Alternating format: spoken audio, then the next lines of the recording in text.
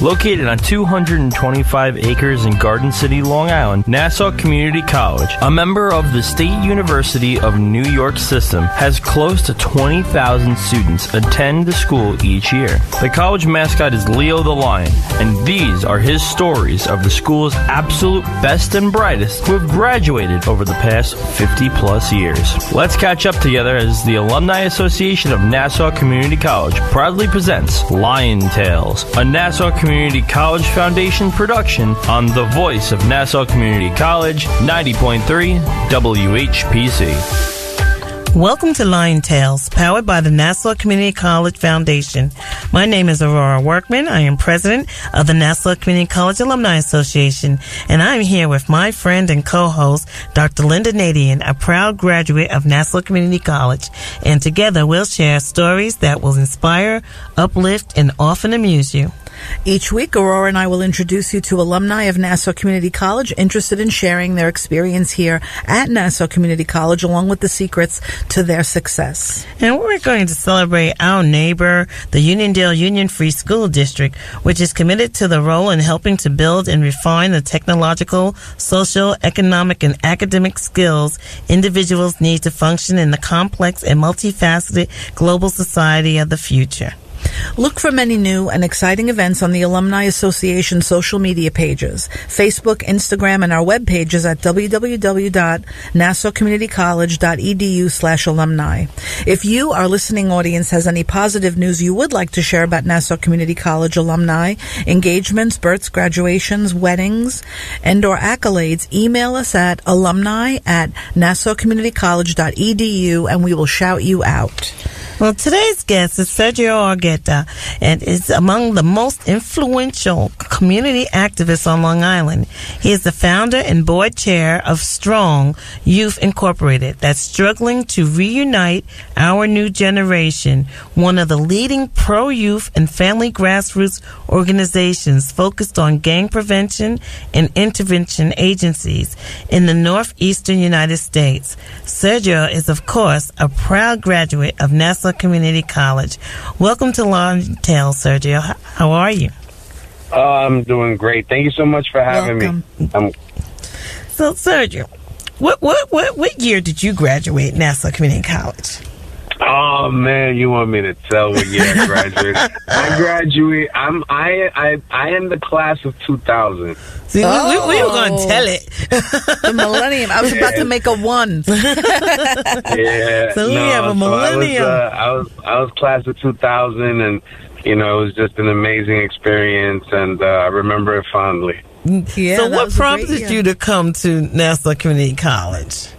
Well, so as a young man, growing up in the neighboring community of Hempstead, I recall that early on in my educational career, as far as elementary school and even into middle school, there was this idea embedded in me by my mother and my teachers and my assistant principals who would always tell me that we needed to pick colleges early. And unfortunately, during my adolescence, I was a bit rebellious, I would say. And, school, at the time really wasn't my thing, I thought. And then I actually started believing that college wasn't meant for me. And, I was fortunate enough to barely graduate high school. And I always tell the story of, in a class of about 300, I was ranked 301. Right? Because I didn't do too well academically, but all of a sudden, as I was a non-traditional student, and then I took a year off before I started college, and it was through that work experience that I realized quickly, through, again, advice from colleagues and friends and just people, relatives, and including my mother, who told me I needed to go back to school. And Nassau Community College was the perfect opportunity. Opened its doors. I remember how friendly. I had a great process, right, from the moment that I got there, and the rest is history. It really opened my eyes in so many different ways, and it was the first step in an academic journey that is now, crazy to believe that, we're entering 20 years later. I know. And, I've I've earned quite a number of credentials after that. So that's how I that's how I ended up at Nassau, and it was the best choice I ever made. You know, and a lot of the theme for a lot of our guests is that that's how they got here. It wasn't like it was by choice. It was like, oh, either somebody told them, well, just give it a try. I mean, my mother bet me $100 for a semester. You know, just go the semester, see what you does. And it changed the trajectory of my life. So I'm glad that's the best $100 I earned. Yeah, absolutely. You know, as you reflect on your experiences since leaving Nassau Community College, how well were you prepared for your pursuits? And did you know that you wanted to later on, be now not only the community activist that you are, but a social worker for high school level? Yeah, so when I graduated, so Nassau was the perfect training ground, if you will. For me, I was able to go there. I was a criminal justice major at the time. It was a great department. I still remember my professors, and most importantly, I was engaged through the Student Activity Center, and I became president of the Latin organization my first year at Nassau, and then I became president of the Student Government Association. And it was the ability of not only becoming an honor student, but sort of complementing the academic piece with my activism on campus that truly developed me as a future professional, and really gave me the skills and the tools that I needed to continue in an activist role. So upon graduating from Nassau Community College, I was accepted to S.T.R.O.N.G, which is, the place I always wanted to go, and I was also accepted to Columbia University. Unfortunately, the expenses didn't work out as far as attending Columbia, but the amount of funds that I saved by going there and the rigor that, so many professors at Nassau prepared me for as far as what the next journey would be, allowed me to also succeed academically at S.T.R.O.N.G. It was around that time that I started my nonprofit, and, it was the professors at Nassau, the colleagues, my peers that I met at Nassau that became, the founding members of S.T.R.O.N.G. Right. So I reached out, all of a sudden we had, this, in an area like Long Island, which unfortunately is one of the most segregated suburbs, all of a sudden you had activists who were 18, 19, 20, 21 launching this organization and initiative. And, from there, I mean, it's been, sky's the limit, if you will. So, really it was the best sort of step for me and for so many folks. And I just wanted to, kind of compliment the beginning of the discussion, right? Which is, Nassau has become a great opportunity. I went on and I became the director of the social work program at Adelphi University, besides, after my nonprofit role. And I can tell you that some of my most stellar students, my most prepared students, were coming from the Health and Human Services program at Nassau Community College, and were transfers from Nassau. Yeah. And we're going to talk more about that with Sergio. Yep. We're going to talk more about you at Delphi, but we're going to sit there, and you are listening to Lion Tales on the Voice of Nassau Community College, 90.3 WHPC. I am Aurora Workman, along with Dr. Lynnda Nadien, and our guest today is Sergio Argueta, and he is one of the most influential community activists on Long Island. He is the founder and board chair of S.T.R.O.N.G Youth Incorporated, struggling to reunite our new generation, and a proud graduate of Nassau Community College.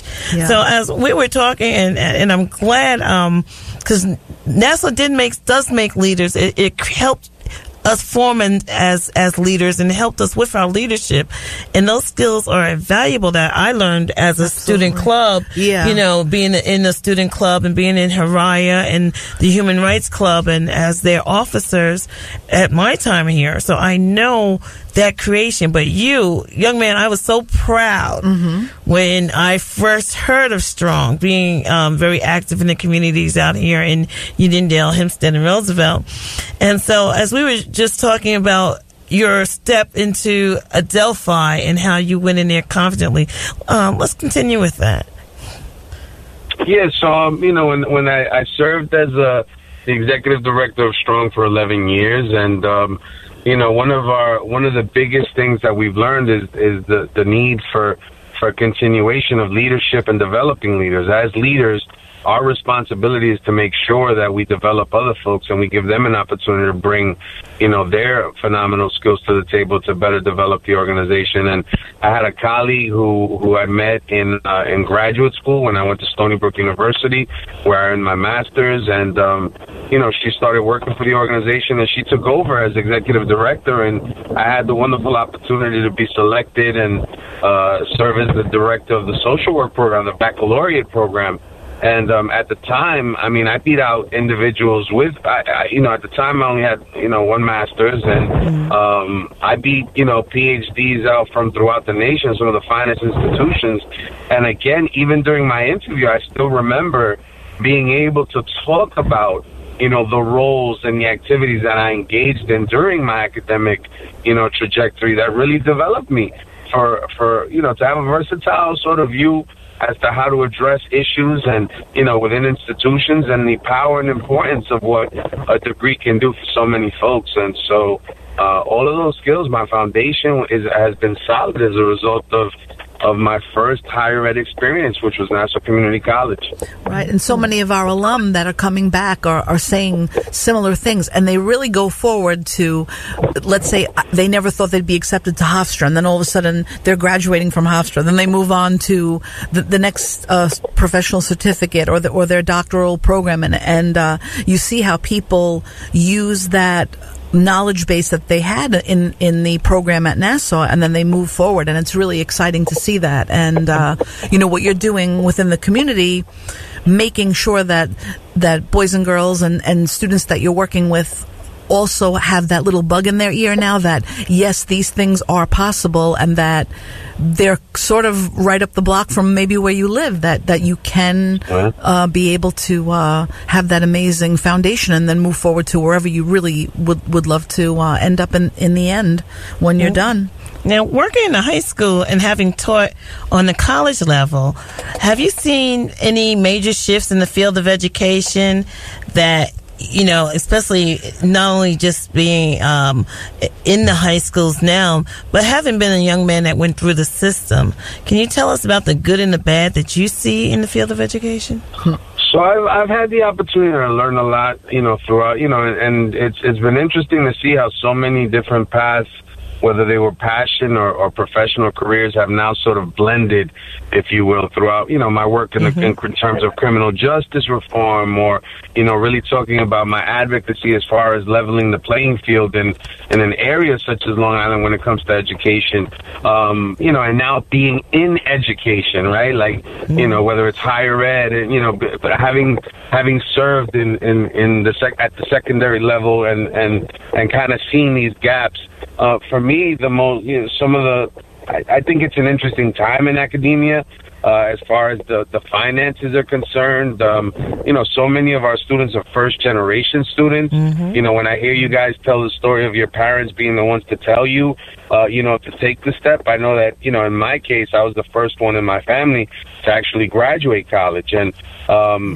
just having the ability to now, when I first started college, it seemed that with a 4-year degree, you would be okay. Right. Now we know that a master's is required, right? Yes, right. And, even my stellar students who get scholarship offers elsewhere, I always kind of tell them, listen, the most important degree you're going to get is going to be that graduate degree, and having the financial freedom to be able to earn that degree and not be financially enslaved, if you will, as a result with $80,000, $90,000, $100,000 worth of debt, should allow you the opportunity to make some good decisions early on.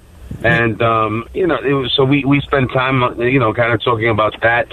I think a number of schools are trying to meet the unique challenges of what, secondary educators, truth be told, the K through 12 system is facing this day and age. We have populations that are dealing with significant challenges, and how we as a community engage in equitable practices is critical to really making sure everyone has the opportunity to gain access to education. Great, and we're going to continue there. You are listening to Lion Tales. Today's guest, former alum of Nassau Community College, served as the gang specialist for the Nassau County Youth Board, and is currently one of the leading experts in the region on gangs and youth violence, Sergio Argueta. My name is Lynnda Nadien, along with Aurora Workman, on the voice of Nassau Community College, 90.3 WHPC.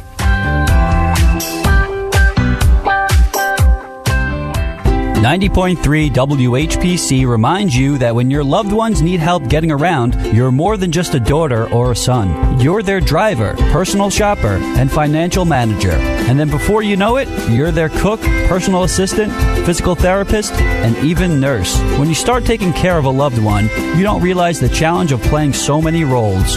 AARP understands the many roles you play, and to help, they've created an online caring resource center for the over 42 million caregivers in the U.S. who are caring for a parent or loved one. At aarp.org/caregiving, you can find local resources and connect with experts and the caregiving community.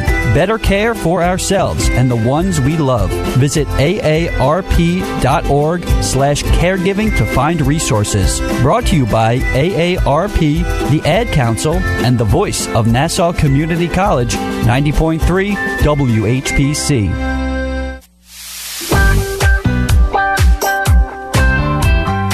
Welcome back to Lion Tales, powered by the Nassau Community College Foundation, on the voice of Nassau Community College, 90.3 WHPC. I'm your host, Dr. Lynnda Nadien, along with Aurora Workman, and our guest today is Sergio Argueta, a high school social worker at Uniondale High School, where he now serves as the Uniondale High School Attendance Coordinator. So going back to what we were speaking about, there's a great magazine, Educational Leadership, from ASCD, which is dedicated this month to teens and the manner in which maybe the high school setting could be changed to accommodate the needs of the current adolescents. So I was thinking about you today when I was reading some of the articles, because, obviously we know that even maybe changing some of the furniture in the classroom could make a big difference. And talking again about the funding in K through 12, but especially the 9 through 12 piece, how do we sort of start budgeting and coming up with creative ideas to make those classrooms more interactive and just where kids can go and learn and be sort of at peace while they're learning and not be so stressed out from the whole process of the high school experience, in that 1950s mentality, as we know that we went through that. Absolutely. I mean, I think that now we've sort of begun to, over the last few years, and when we talk about social emotional learning and the need to really meet the needs, taking a holistic approach as far as empowering and inspiring our educators, we need to take a look at the institutions they're walking into and the way they're greeted and the way they're treated, especially when you think about the social pressures that today's scholars actually deal with. So we're talking about, the social pressures. We're talking about mental health services. We're talking about poverty. A number of students that may be homeless. Students that, have relatives that are dealing with significant challenges. And so it's critical for us to develop environments that are welcoming, that are inclusive, making sure that our students see representations of themselves in the leadership and in the educator, in terms of the educators that they have access to. And so I think that, there's a lot of discussion when it comes to equitable practices and, just thinking about pedagogical responses that take all of this stuff into account. I think it's an exciting time and a challenging time, but I think that, we have leaders such as yourself, Dr. Nadien, who are leading the charge in so many different institutions, and I'm hoping that, we do see some positive results, and I am excited. I just, I earned my school district and school building leadership certification less than a few months ago, which was another graduate program at my alma mater, Stony Brook, and I'm excited as far as what the next chapter will bring and the road that it'll take me. But along the way, I mean, without a doubt, whether it's the conferences where I may be doing a keynote or a presentation that I may be doing at a high school, throughout the boroughs or anywhere else, I always highlight on my one-on-one sessions with my students the impact that Nassau Community College had on me, and the fact that it's an opportunity, it's a step, that so many individuals can take. It's been amazing, and I'm forever thankful to all of my professors, to the administrators, who really, just empowered me to take us to the next level.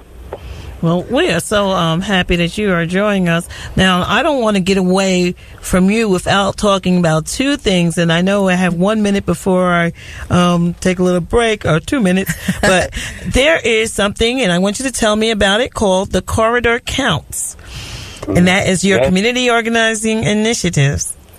Yeah, so the Corridor Counts is a community-based initiative that really looks to address challenges and issues that are specific to Hempstead, Uniondale, Roosevelt, Freeport, Newcastle, Westbury, and Lakeview, which are really communities that make up the 18th Assembly. And on Long Island, unfortunately, these communities are grappling with some significant issues that have systemically been challenging and unfortunately encompass mainly African American and Latino communities. So when we talk about academic achievement, when we talk about foreclosures, when we talk about, homicide rate, some of the most difficult indicators state that these communities have been grappling with this issue to no fault of their own, right? Mm-hmm. And so it is extremely important, it's critically important for us to empower ourselves and engage in an organizing process that gives voice to those individuals that don't feel they have a collective voice. And so to us, one of the things that we've noticed is that political parties take these communities for granted. And so, you have one party that, feels they don't even need to court us because they'll always get our vote. And then you have another party that simply is so far out of the loop and disconnected from our realities that we definitely will never be able to connect with. And so what we've decided to do is, recruit from among community members that we feel will put the community's interest at the forefront as opposed to personal interest. And, we've had some success in terms of supporting individuals that have become elected. We've had some success in terms of getting elected officials to address and engage in dialogue around issues that they've ignored for far too long.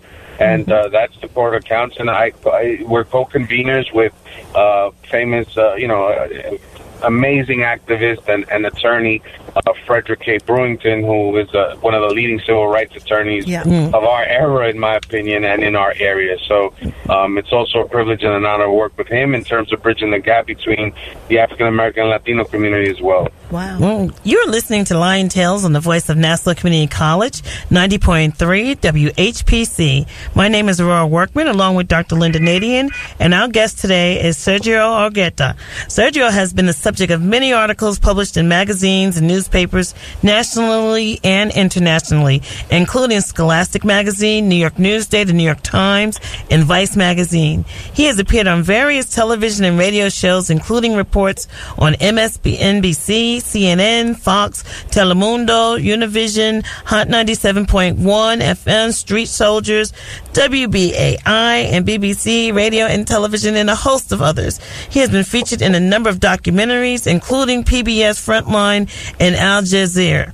Between 2014 and 16, WBAI decided to spice up its more afternoon drive time lineup with a public affairs talk show titled Behind the News, Long Island, hosted by Sergio. Now, Sergio, I wanted to make sure I got all of that out, okay? Wow. Because your accomplishments to this point are just so much. Are you still doing your talk show?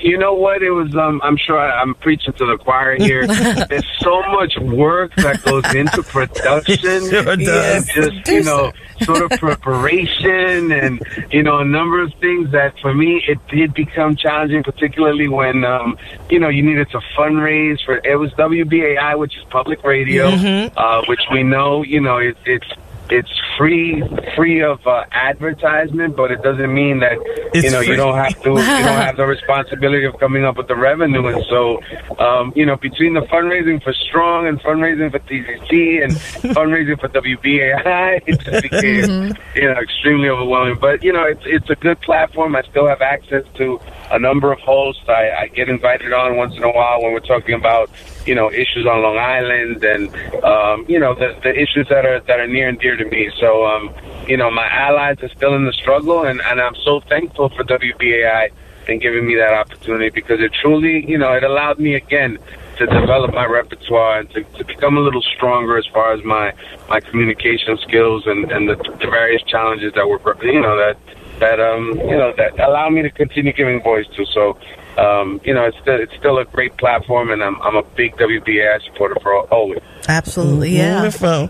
Well, we'd like to thank you, definitely thank you for not only the work that you're doing and the work that you're doing with young people, for, getting on to this show. We are very proud of you as an alum, and we're very proud of you for everything that you're doing in the communities. But this, I must have to say this, because you would think of me remiss to let our listening audience know that you are the proud son of Graciela Argueta, a Salvadorian fearless warrior. Graciela Argueta. Yes, who immigrated to the United States in the 1970s. He is also the proud partner of Caterina Maldonado and the father of two strong daughters, Leilani and Gianni Argueta Maldonado. And so we wanted to make sure that your family knows that you are very proud, because we don't see that a lot in someone's bio and stuff, but when we see it, we know that each step of the way has been because of these proud women that you are proud to acknowledge each time. And so I know your mother is very proud of you. Yeah, but tell us, how can our audience contact you? And you can give us information for any one of the 100 things that you do. So I would say that the best way to reach me is definitely through S.T.R.O.N.G. So check out the website, strongyouth.com. I'm very, I'm still involved in my community. I'm here to help, and if anyone needs to reach me, whether it's through my role in the Uniondale School District or my role at S.T.R.O.N.G and any of the other ways, just feel free to reach out to us. And also just a significant sort of reminder. We need to think about ways of paying it forward, and remember that right now, for example, there are thousands of kids that need guidance and support and assistance, even in terms of financing their education at a place like Nassau Community College. Yes. So I'd be remiss if I didn't talk about the foundation, right, that you got, the Alumni Foundation. Because the scholarships are there for students to take advantage of. Absolutely, and truth be told, we need to see how we can sort of continue to add value to that, right? Yes, definitely. Whether it's a small donation or a bigger donation. So, I applaud your efforts and thank you for everything both of you are doing as far as highlighting, the many successes that come out of the institution, of Nassau Community College. And I got to tell you, that's such a great discussion opener, if you will. Yes. When people, you went to Nassau? Yeah, I went to Nassau too, right? And proud. We got to be proud of of such a dynamic institution that gave us an opportunity. And God bless you all for the great work that you're doing. Thank you so much, Sergio. We appreciate you being on the show. We want to thank you for being with us. My name is Dr. Lynnda Nadien, along with my fabulous friend Aurora Workman, president of the Nassau Community College Alumni Association. The creative director of Lion Tales is Rudy J. Breedy. This show is a production of the Nassau Community College Alumni Association. Visit nassaucommunitycollege.edu/WHPC for more information. Available as a podcast on iTunes, Android Podcasts, and Spreaker. Lion Tales is powered by the Nassau Community College Foundation on the voice of Nassau Community College, 90.3 WHPC. We'll talk to you next week.